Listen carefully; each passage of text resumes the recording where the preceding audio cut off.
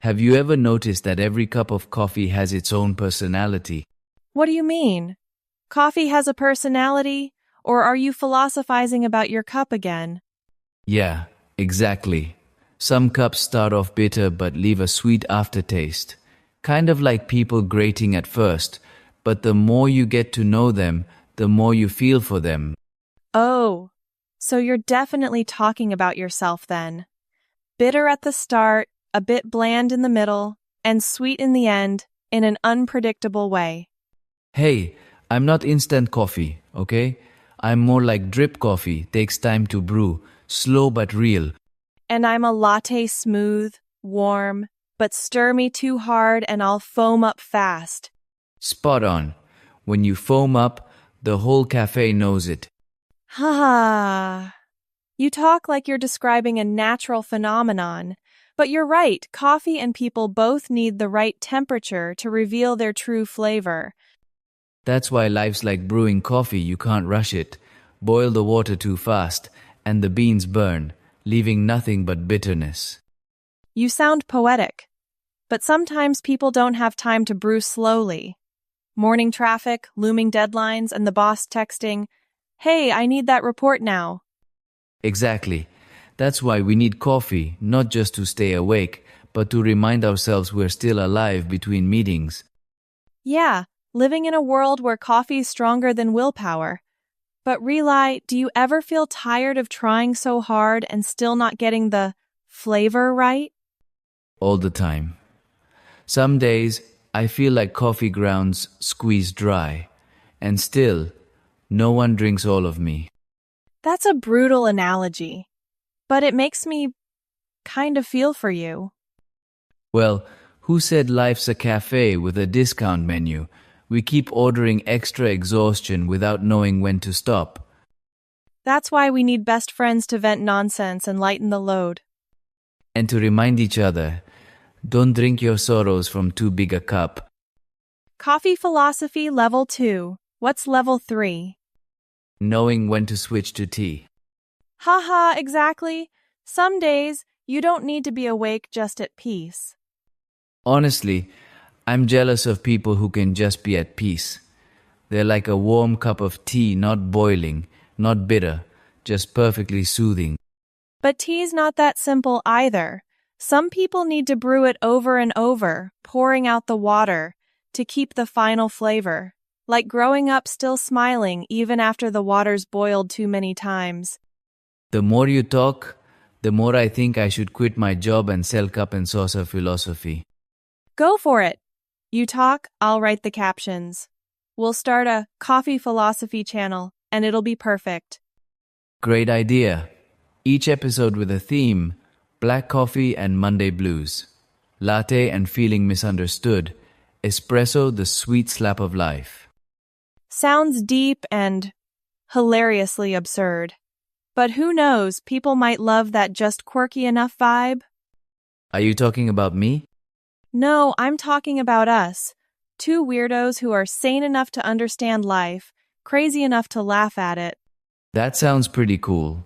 But tell me, Sophia, do you ever worry you're living too seriously? Yeah, sometimes. There are moments I wish I were coffee foam floating up, dissolving fast, not thinking at all. If you're the foam, I'm the spoon stirring you up so you don't stay still. Haha. And what if you end up spilling everything? Then we wipe it up. Simple. Some messes just need a cloth and a sigh. You're unusually chill today. Normally, you'd argue until the coffee goes cold. Today I let the coffee cool just to hear you laugh. That's a fair trade, not a loss.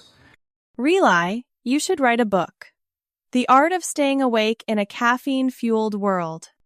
If I write it, you're editing. I definitely misspell peace. Honestly, peace doesn't need perfect spelling, just the right person. Here you go with the philosophy again.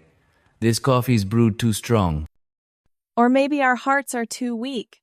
That's a 1,000,000-view caption right there. I was just joking, but maybe someone needs to hear a playful line to keep going another day. Then I'll treat you to another cup tomorrow. Maybe that one will hold a 1,000,000-view idea.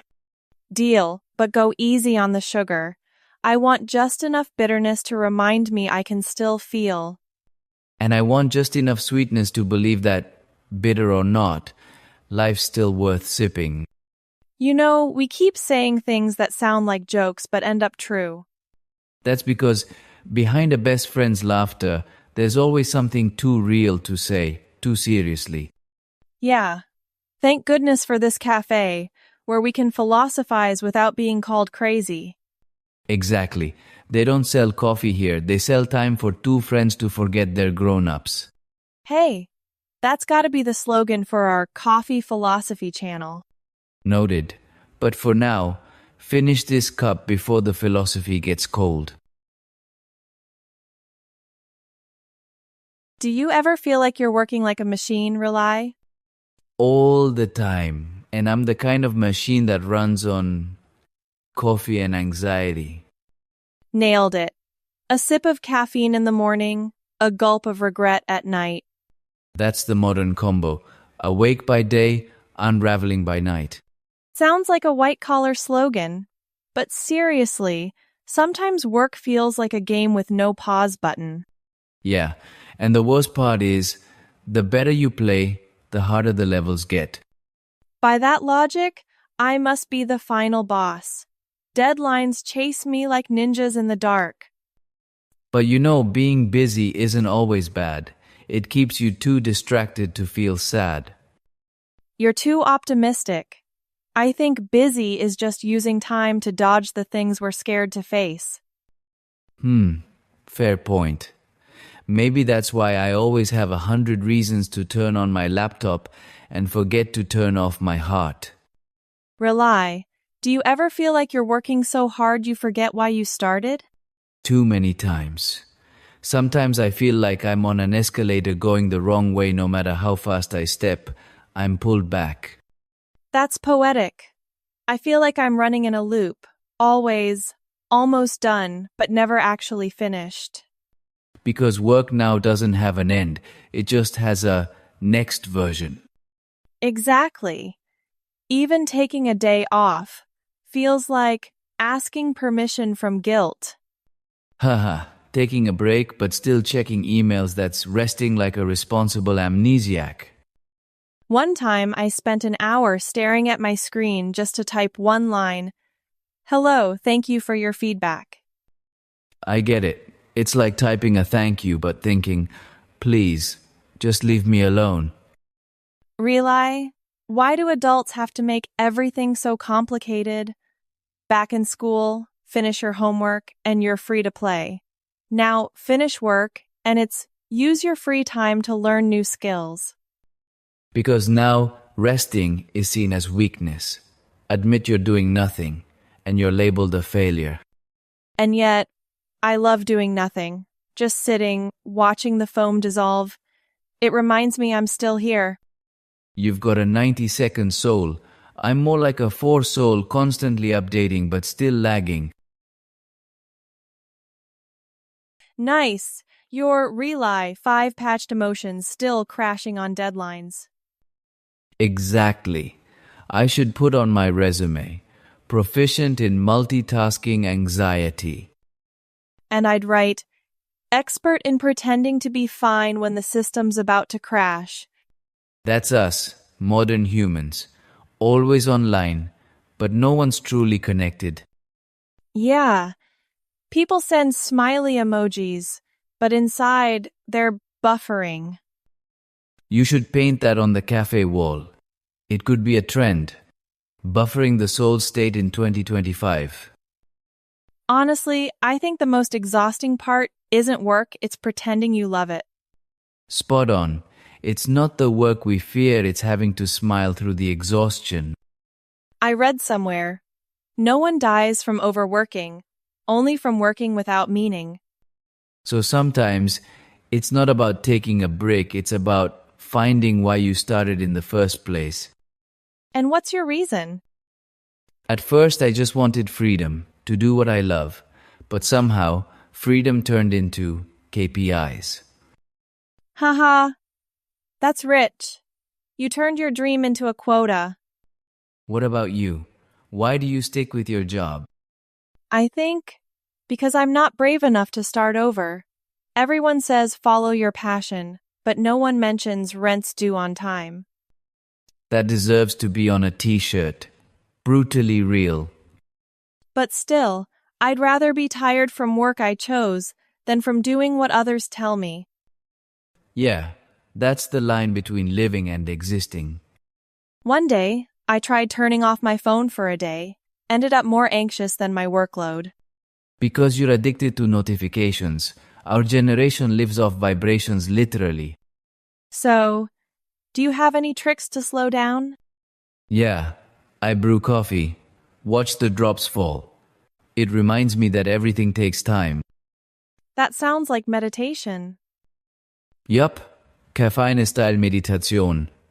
Inhale deadlines, exhale calm. If that's a class, I'm signing up. No class needed. Just a friend, a cup of coffee, and some honest whining. Then thank you, Reli, professor of slowing down in a frantic world. And thank you, Sophia, expert at finding philosophy in the bottom of a latte. Maybe that's all life needs.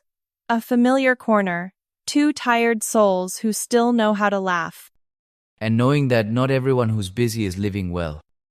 Yeah, maybe living slowly isn't about moving slow, it's about daring to pause at the right moment. That's a line worth ending a video with. Then add one more. If you can't change the world, at least add more sugar to your coffee. Brilliant. You win today. No, we both win because we still have the energy to laugh about things we don't fully understand. You're right, Sophia.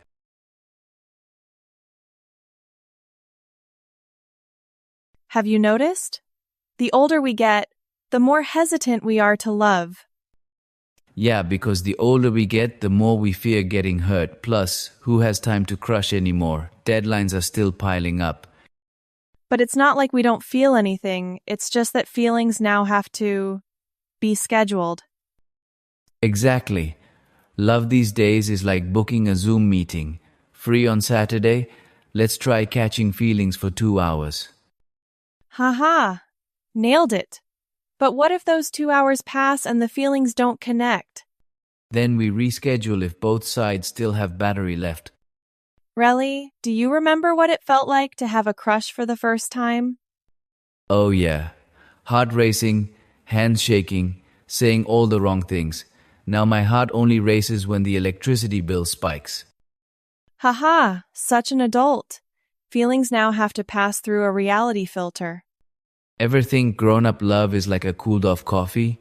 No steam, but still full of flavor. Nice one. But sometimes I miss that freshly brewed feeling, bitter, hot, and reckless.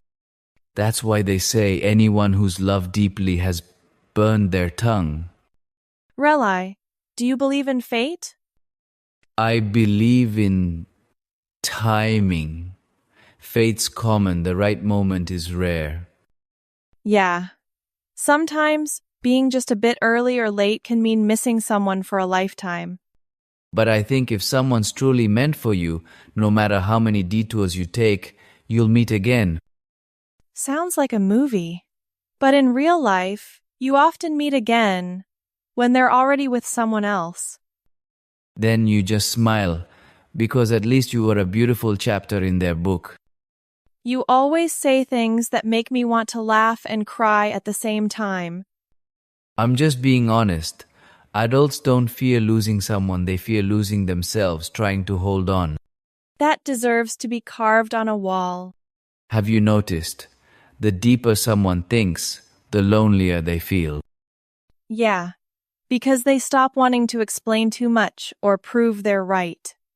They just need someone to sit beside them, say nothing, and understand. Like us right now, huh? Talking nonsense and somehow feeling lighter? That's the rarest thing in love, the feeling of being yourself. Reli, what if two best friends accidentally fall for each other? Haha, I think if both understand, there's nothing accidental about it. But what if one understands and the other's too scared to say it? Then those feelings become an unsent file. Ha ha, that's a great metaphor. But it's kind of scary. How many unsent files of feelings do we hold on to? A ton. Some people keep them their whole lives. Do you have any unsent files? Yeah, but I've learned not every file needs to be opened. Some are just there to remind you were once sincere. Maybe that's why adult love is different from young love. We don't look for someone to fill a void, we look for someone who makes us forget we ever felt empty. That's worth noting. You don't need someone perfect, just someone real enough. Sometimes, love feels like a mirror. The closer you look, the more cracks you see.